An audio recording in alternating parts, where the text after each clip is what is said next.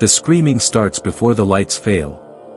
A teenage girl convulses against a hospital restraint while every monitor in the room suddenly flatlines at once.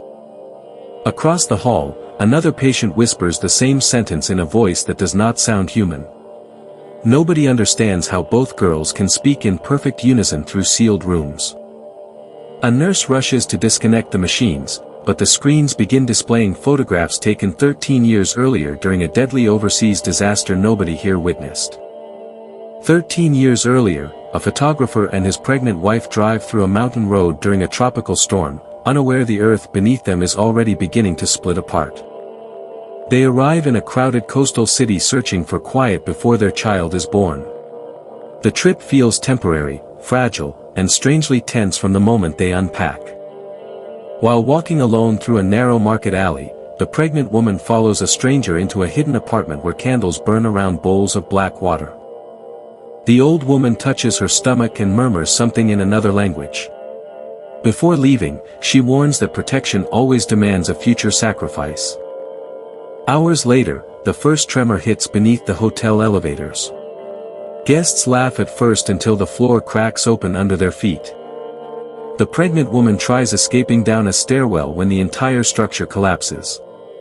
Concrete buries half the corridor before anyone can reach her. The photographer digs through rubble with bleeding hands until emergency workers drag her free. She is barely breathing when the ambulance doors close. Doctors explain that only one life can likely survive the night.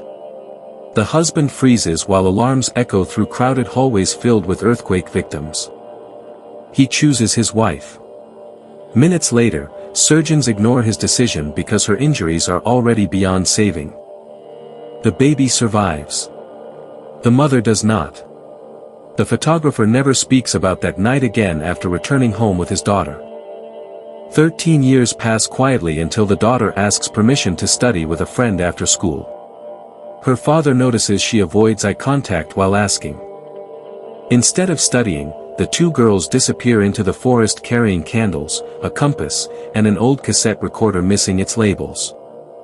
They discover a buried military bunker hidden beneath vines and floodwater. Inside, the walls are covered in symbols carved directly into rusted steel.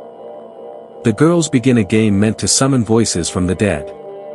Halfway through the recording, another voice answers before either of them speaks. Rain floods the bunker entrance. Their flashlights die simultaneously, leaving only the sound of movement somewhere below the floor grates. That same night, the father edits photographs in his studio when every image on his computer suddenly changes into corrupted pictures from the earthquake years earlier.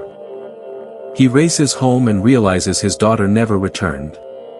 By midnight, search teams are already entering the forest under heavy rain. Search dogs stop at the bunker entrance but refuse to go farther underground. One handler watches his animal whine and drag itself backward through the mud.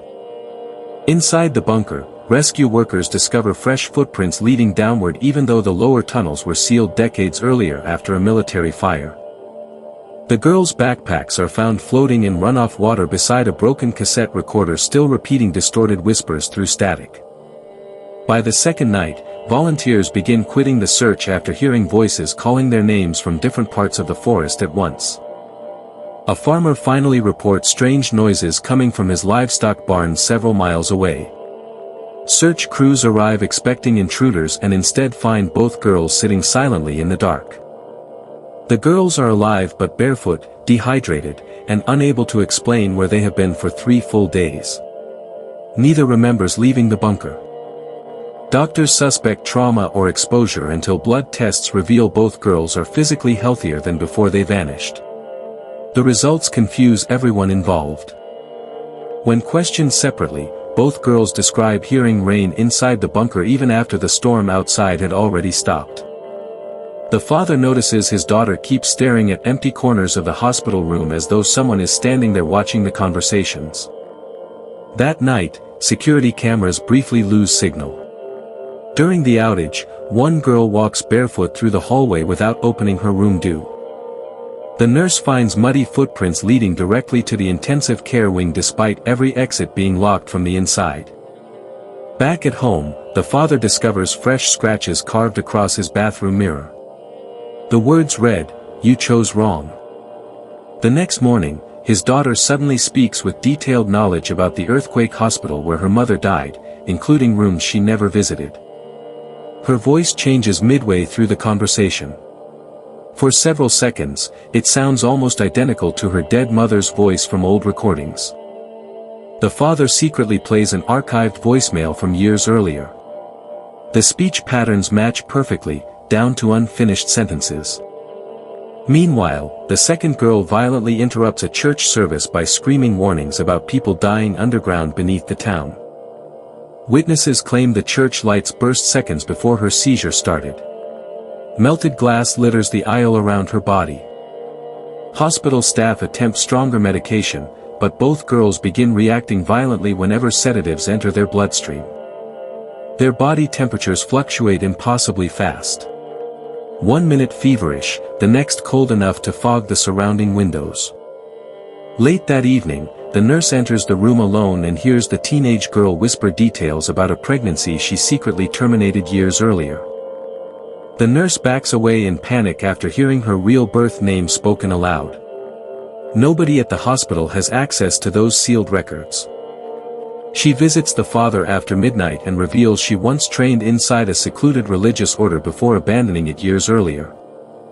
Inside the book are documented cases describing shared possession between multiple victims after ritual contact in isolated locations. Most cases ended with one survivor and one unexplained death. The pattern appears repeatedly across decades and different countries. The father refuses to believe any supernatural explanation until his daughter suddenly describes the exact choice he made during the earthquake surgery. She repeats the sentence he whispered outside the operating room 13 years earlier. Nobody else was close enough to hear it that night. Terrified, he contacts a retired investigator who once studied unexplained ritual incidents connected to psychological collapses and violent deaths. The investigator agrees to meet after hearing where the girls disappeared. The abandoned bunker immediately changes her tone. She reveals the structure once housed military interrogation experiments involving sensory isolation and forced spiritual rituals during wartime. Most records were destroyed after dozens of participants reported hearing identical voices beneath the bunker floors before disappearing entirely. The father returns underground searching for answers. Deep inside, he discovers fresh photographs hanging from wires despite bringing no camera equipment himself. Every image shows moments from his past he never photographed, including the hospital hallway where his wife died.